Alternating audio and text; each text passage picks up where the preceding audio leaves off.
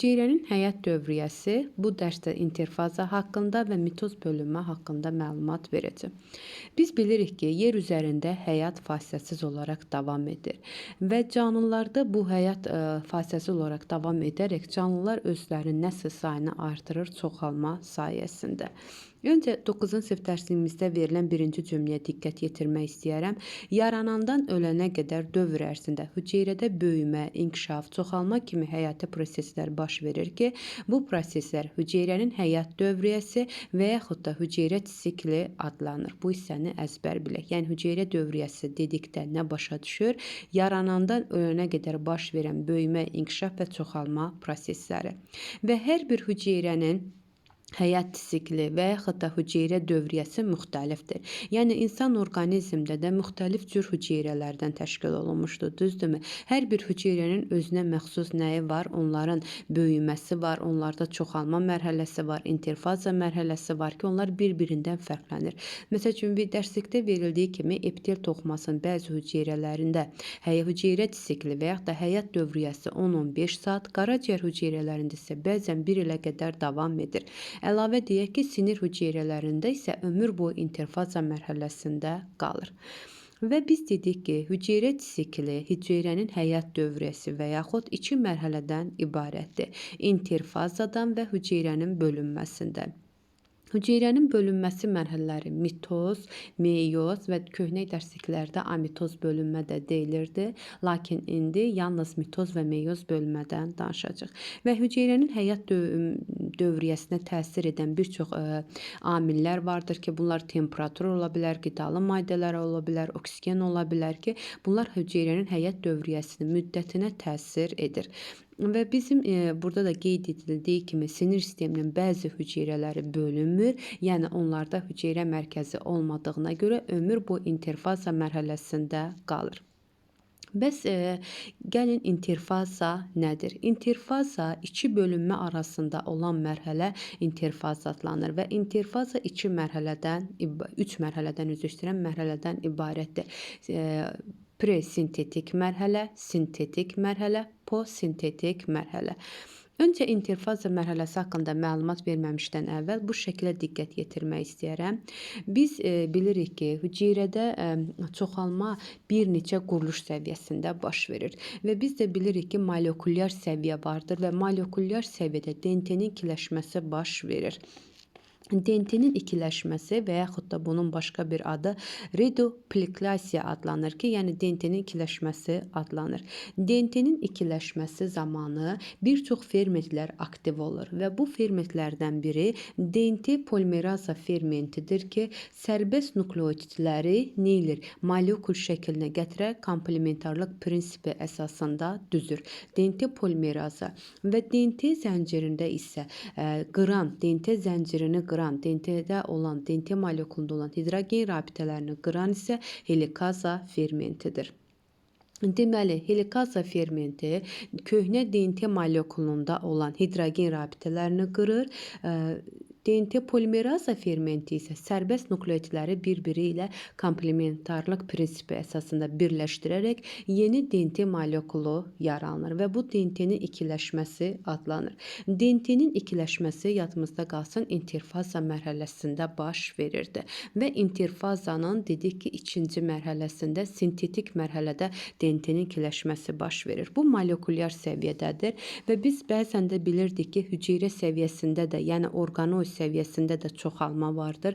Orqanoid səviyyəsində çoxalma isə biz bunları mitoxondriləri, xloroplastları göstərə bilərik ki, məhz bu da interfazanın postsintetik mərhələsində mitoxondri və plastidlərinin özlərinin DNT-si olduğuna görə sayda bölünmə yolu ilə saylarını artıra bilər. Hüceyrə səviyyəsindəki çoxalma isə danışsaq, biz burada mitoz və meyoz bölmənin adını çəkə bilərik. İndi isə davam edək interfaza mərhələsi haqqında ətraflı məlumat verəcəm. Interfaza dedik ki, 2 bölünmə arasında olan mərhələ interfazadır. Inter arasında fazis meydana gəlmək deməkdir. Interfazanın mərhələləri hansılardır? P Bir, presintetik mərhələ, sintetik mərhələ, bir də postsintetik mərhələ və bunların davam etmə müddəti vardır ki, presintetik mərhələsi 10 saat davam edir, sintetik mərhələ 9 saat, postsintetik mərhələ isə 4 saat davam edir. Bu 11-ci sinif dərsinin sonunda verilmiş məlumatdır. Yəni bilməyimizdə fayda var ki, 10 saat, 9 saat və 4 saat davam edir. Gəlin öncə baxaq, presintetik mərhələdə C1 ilə işarə olunur. Bu mərhələdə hansı proseslər baş verir? Öncə burada çoxlu hüceyrədə çoxlu miqdarda RNT və zülallar əmələ gəlir və bu zaman DNT-nin sintezində iştirak edən, yəni DNT-də sintezində onun ikiləşməsini aktivləşdirən fermentlərin aktivliyi yüksəlir və biz hər bir mərhələnin özünə məxsus da düsturu var ki, birinci mərhələni desək, birinci mərhələdə 2 N 2C-yə bərabərdir. N burada xromosom sayını göstərir, haploid xromosomların sayı isə C isə xromatid sayını göstərir. Xromatid bilirik ki, nəyə əmələ gətirir? DNT molekulunu əmələ gətirirdi. Bu birinci mərhələdədir. İkinci mərhələdə isə artıq DNT-nin ikiləşməsi baş verir və burada DNT-nin ikiləşməsi baş verdikdə artıq xromosomların sayı dəyişməz qalır, lakin xromatidlərin miqdarı isə 2 dəfə artır. Onda düsturumuz belə olur ki, 2N4C. Xromatid sayı 2 dəfə artdı. Və burada diqqət çəkmək istədiyim bir məqam da var ki, interfazanın ikinci mərhələsi olan sintetik mərhələnin əvvəlində daxil olur. Necə? 2N2C. Məhz bu sintetik mərhələnin sonundadır ki, xromatidlərin sayı 2 dəfə artaraq xromosomlar 2 xromatidli olur, lakin xromosomlar dəyişməz qalır. Və postsintetik mərhələdə isə artıq bu mərhələdə nə baş verir? ATF şəklində enerji toplanır. Yenə deyirəm, mitoxondri və plastidlərin miqdarı artır. Yəni onlar neyidir? Çoxalması postsintetik mərhələdə baş verirdi. Və postsintetik mərhələdə də xromosom sayı dəyişmir, 2N, lakin xromatid sayı da 4C-yə bərabər olur. Belə bir nəticə çıxardaq ki, deməli, interfaza mərhələsində xromosom sayı dəyişmədi. Neçə oldu? 2N, 2N. Məsəl üçün, insan üzərində bunu danışdıq. İnsanda bilirik ki, 2N bərabərdir 46-ya, düzdürmü? Və 2N bərabərdir 46-ya.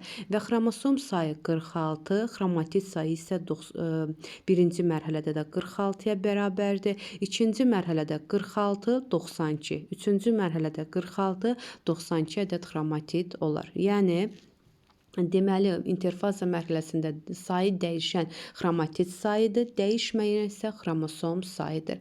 Xromosomlar birinci mərhələdə 1 xromatidli olurdu, lakin ikinci mərhələ və üçüncü mərhələdə isə 2 xromatidli xromosomlar olur. Bunu da diqqətimizdə saxlayaq.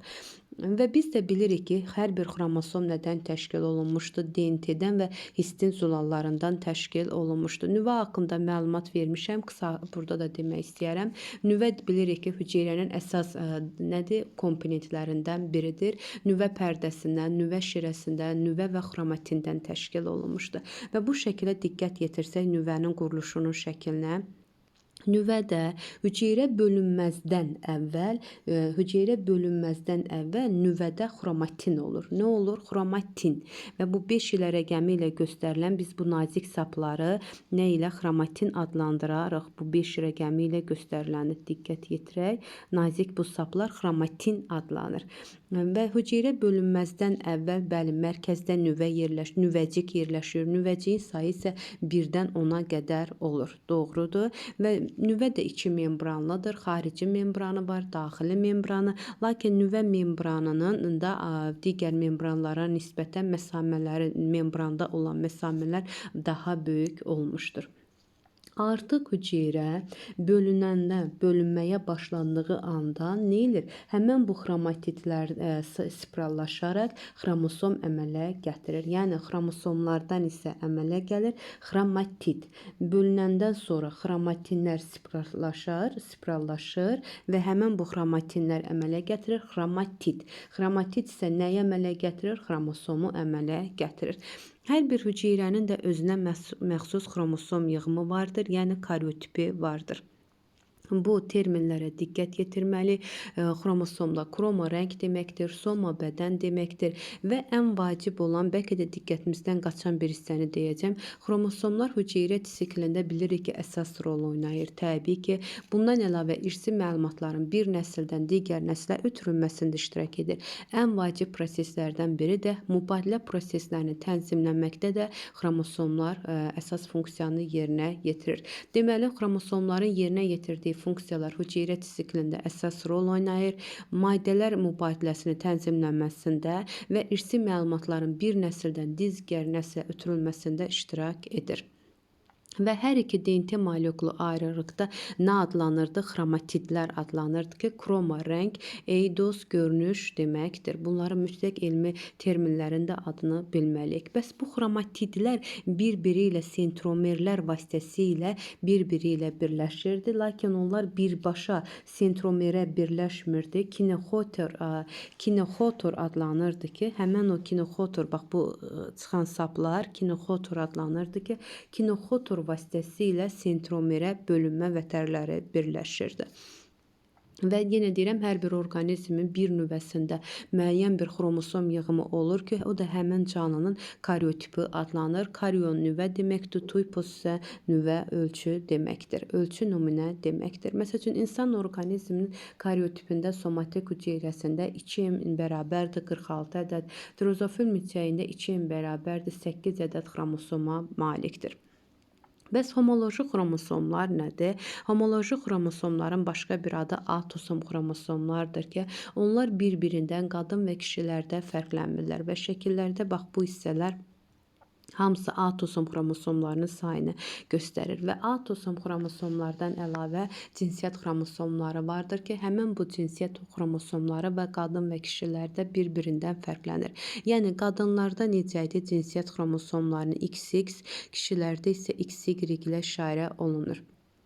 Bax, diqqət yetirsəniz, bu böyük X kimi göstərilən Y xromosomunu göstərir. Kiçik X ilə göstərilən isə X xromosomunu göstərir. Diqqət yetirin. 23-cü cütündə nə elədi? Xromosomlar bir-birindən fərqləndi. 22 cüt xromosom bir-birindən fərqlənmir. Kişi orqanizminin xromosom yığımını burada göstərilib. Yəni, biz bilirik ki, qametdə xromosomlar nə qədər idi? Başdan yazaq. 2M bərabərdir 46-ya, M bərabərdir 23-ə. Düzdürmü? Həmin bu 23 xromosomun qametdə 22-si atosom xromosomudur. Biri cinsi xromosomdur. Bu ya X ola bilər, ya da Y ola bilər. Bəli, bu bax fərq edən budur qadın və kişilərdə. Somatik hüceyrədə isə necə yazarıq? Somatik hüceyrədə isə 2M bərabərdir 46-ya, atosom xromosomlarının sayını tapmaq üçün 2N çıxaq 2 düsturundan istifadə edirdik. Düzdürmü? 2M'imiz nə qədər idi? 46. 46-dan 2-ni çıxmaqla 44 ədəd atosom xromosom. Əgər kişini yazarıqsa XY, qadınlarda isə 44 üstə gələk XX xromosom olar. Bu nə deməkdir? Somatik hüceyrədə qadın və kişilərdə 2 cinsiyyət xromosomu olur. Lakin qametlərdə bir cinsiyyət xromosomuna rast gəlinir. Burada interfaza üçün səciyyəvi olan proseslərə diqqət yetirsək, burada birinci hüceyrə sürətlə böyüyür. Bəli, bu fikir tamamilə doğrudur. İkinci varianta yazıb ki, B variantında hüceyrə orqanoidlərin miqdarı azalır, əksinə mitoxondrilərin, plastitlərin miqdarı artır. 2 yanlışdır. Hüceyrənin həyat fəaliyyəti ilə əlaqədar assimilyasiya və disseminasiya prosesi baş verir. Bəli, tamamilə doğrudur. ATF sintezi artır, tamamilə doğru. Hüceyrənin bölünməsi zəifləyir, əksinə hüceyrənin bölünməsi artır. Səhv fikirdir. Hüceyrə orqanoidlərinin miqdarı artır. Bəli, dedik. Hüceyrədə biosintez prosesləri dayanmır, əksinə biosintez prosesləri yüksəlir. DNT ikiləşir. Bəli, DNT-nin məhz ikiləşməsi harda baş verirdi? İnterfaza mərhələsində baş verir. Davam edirik hüceyrənin bölünməsi olan, əsas bölünmələrdən biri olan mitoz bölünmədir. Mitoz sap tel deməkdir. Bəzən də deyir ki, dırnaq içərisində sap yazır, sap bölünmədə baş verən. Artıq biz bilməliyik ki, sap tel sözünün mənası mitoz bölünmədir. Gəlin baxaq mitoz bölünmədə nə baş verirdi. Mitoz bölünmə interfaza mərhələsindən sonraki mərhələ mitoz bölünmə adlanır və hər bir mitoz bölünmə 4 mərhələdən ibarətdir. Birinci mərhələsi profaza, ikinci mərhələsi metafaza, üçüncü anafaza və dördüncü sonuncu mərhələsi telefaza mərhələsidir. Hər bir mərhələdə hansı xüsusiyyətlər baş verir? Öncə buna diqqət yetirək.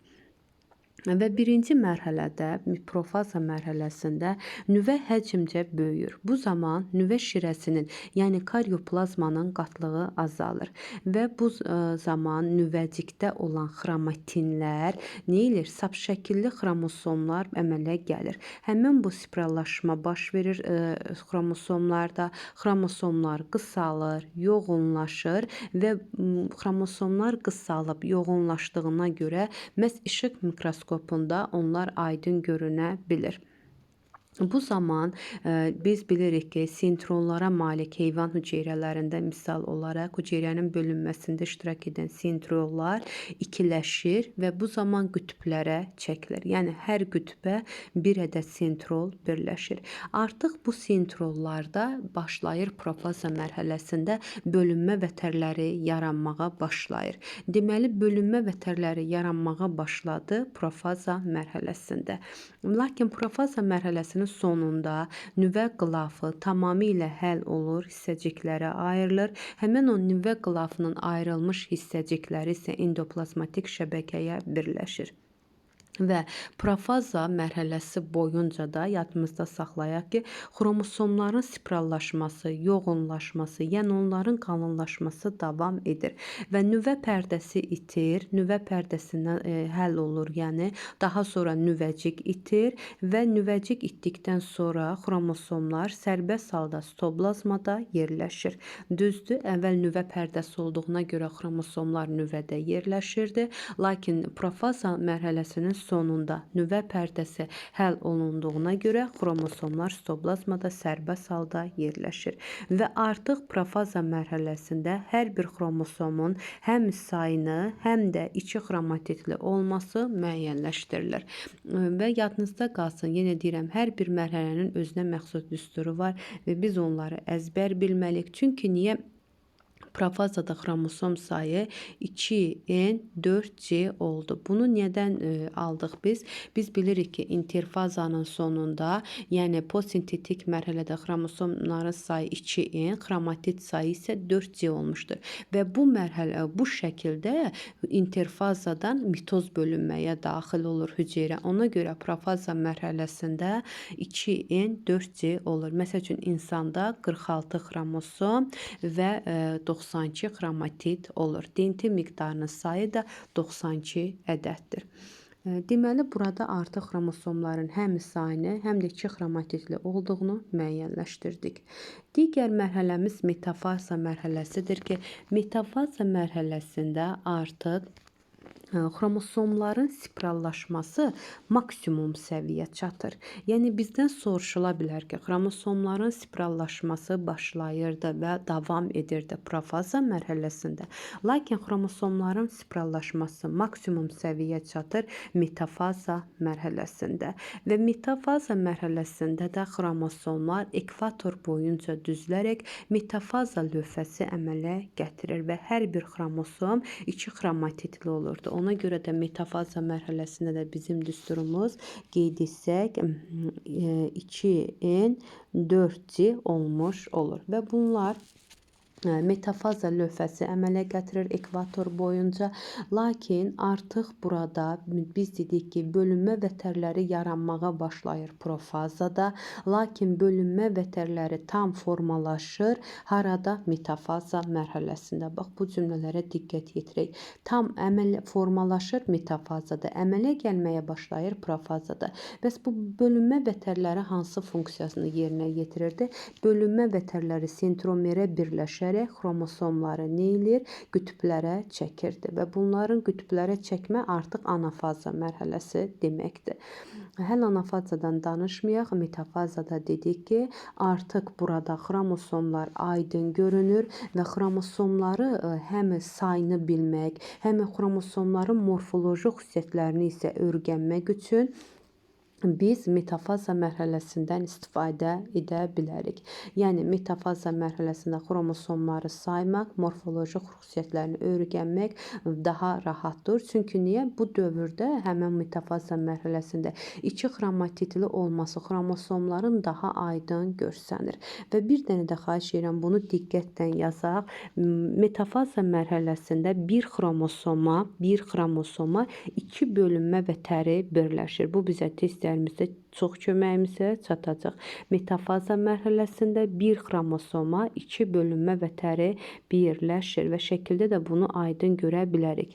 Hər qütbdən bir və tər birləşir. Və bu da metafaza mərhələsi adlanır. Digər üçüncü mərhələsi anafaza mərhələsidir ki, anafazada xromosomların xromatidləri bir-birindən tam ayrılaraq, bax bu şəkilə də diqqət yetirsək, tam ayrılaraq tək xromatidli xromosomlar, yəni sərbəst qız xromosomları qütblərə çəkilməyə başlayır və artıq bunlar qütblərə tək xromatidli xromosomlar çəkildiyinə görə anafaza mərhələsində xromosomların sayı 2 dəfə artır. Yəni 2n, yox üzr istəyirəm, 4n 4c olmuş olur. Deməli, anafaza mərhələsində xromosomların sayı 2 dəfə artaraq 4n 4c olur. Dərs zamanında bunların hər birinin çəkilişini də göstərəcəm. Yəni bir xromatidli nə deməkdir? Nə zaman biz müəyyən edə bilərik ki, bilirik ki, mitozun da anafaza mərhələsi var, meyozun da anafaza mərhələsi var və yaxud da mitozun da metafaza mərhələsi var, meyozun da metafaza mərhələsi var. Biz bu mərhələləri bir-birində nəyin əsasında fərqləndiririk? Bunu təbii ki, dərs zamanı lövhədə daha aydın şəkildə sizə göstərəcəm. Dedik ki, xromosom sayı anafazada 4n 4c olur. Keçdik sonuncu mərhələsi, mitozun sonuncu mərhələsi isə telefaza mərhələsidir ki, telefaza mərhələsində artıq nə baş verir? Qütblərə çəkilmiş xromosomların spiralları açılır. Artıq telefazada spiral açıldısa, xromosomlar görünməz halda olur və bu zaman nüvə qılafı əmələ gəlir, nüvəcik formalaşır. Yadınızda qalsın, nüvə qılafı itirdi profazada, nüvə qılafı yenidən bərpa olunur, nüvəcik əmələ gəlir. Bu artıq telefaza mərhələsində. Və telefaza mərhələsində sonunda xromosom sayı və xromatid sayı 2n 2c-yə bərabər olur. Yəni xromatid sayı ilə xromosom sayı bir-birinə vahid olmuş, bərabər olmuş olur. Və bizdən əlavə də soruşula bilər ki, məhz bu mitoz bölünmənin nə kimi əhəmiyyəti vardır? Biz bilirik ki, mitoz bölünmənin əsas bioloji əhəmiyyəti irsi materialın qız hüceyrələr arasında bərabər sürətdə bölünməsidir. Yəni biz də bilirik ki, bir ana hüceyrədən 2 ədəd qız hüceyrə yaranır. Məhz bu qız hüceyrədə yaranan irsi məlumatlar ana hüceyrə arasındakı olan irsi məlumatlar eynidir. Eynilik təşkil edir. Yəni anada olan xromosom sayı 2n-dirsə, yaranan hər bir qız hüceyrəsində də 2n xromosom yığımına malik olacaq. Və ümumiyyətlə yadımızda qalsın, mitoz prosesi embrional inkişaf dövrdən başlayaraq orqanizmlərin böyüməsi, hər hansı bir orqan və toxumalarımızın zədələnməsi zamanı fəaliyyət göstərir. Əlavə olaraq böyümədə, çoxalmada, hətta bəzi bitkilərdə qametlərin əmələ gəlməsində mitoz bölünmə iştirak edir. Və ən vacib olan qeyri-cinsiyyətli çoxalmanın da əsasında məhz mitoz bölünmə dayanır ki, və bu mitoz bölünmənin qeyri-cinsiyyətli çoxalmasının əsasında dayanması o deməkdir ki, mitoz xromosomların ikiləşməsi təşkil edir. Əlavə burdan 11-ci sinif materialında belə bir sonuncu hissədə, belə dərslikdə bir hissə vardır ki, biz dedik ki, telefaza mərhələsində əvvəlcə nüvə bölünür, daha sonra sitoplazma bölünür. Nüvənin bölünməsi kariogeniz adlanır, sitoplazmanın bölünməsi isə sitogeniz adlanır. Kariogeniz bölünmə bəzi hüceyrələrdə olur, həmişə olur, lakin bəzi hüceyrələrdə isə sitoplazmanın bölünməsi baş verməyə bilər. Məsəl üçün, bunlara qırmızı sümük iliyini, qaraciyər hüceyrələrini misal göstərə bilərik. Yəni, onlarda sitogeniz mərhələsi yoxdur və ona görə onlarda çox nüvəlik əmələ gəlir. Və bitki hüceyrəsində və heyvan hüceyrəsində hüceyrənin bölünməsi, yəni bu sitogenizin bölünməsi fərqlidir. Sitogeniz bölünməsi fərqlidir. Necədir? Bitki hüceyrəsinin bilirik ki, xarici hüceyrə xarici qılafı hüceyrə divarı olduğuna görə sərtdir. Ona görə onlarda bitki hüceyrəsində daxildən xaricə doğru bölünmə baş verir. Daxildən xaricə doğru və bu zaman daxili hissədə bitki hüceyrəsində Holgi kompleksi hesabına orqanoid olan Holgi kompleksi hesabına bölünmə lövhəsi əmələ gətirir ki, həmin o bölünmə lövhəsi hesabına bitki hüceyrəsində daxildən xaricə doğru bir hüceyrə bölünür. Heyvan hüceyrəsində isə bilirik ki, onların xarici qılafı glikokalix adlanırdı, yəni elastik idi, sərt deyildi və ona görə də onlar xaricdən daxilə doğru buğumlanaraq bölünürdü və bu zaman buğumlanaraq bölünməni heyvan hüceyrəsində həyata keçirirdi plazmatik membran və plazmatik membranda olan xüsusi zülallar aktin və miozin zülalları hesabına heyvanlarda xaricdən daxilə doğru sitogeniz baş verirdi. Yəni hüceyrənin bölünməsi baş verirdi.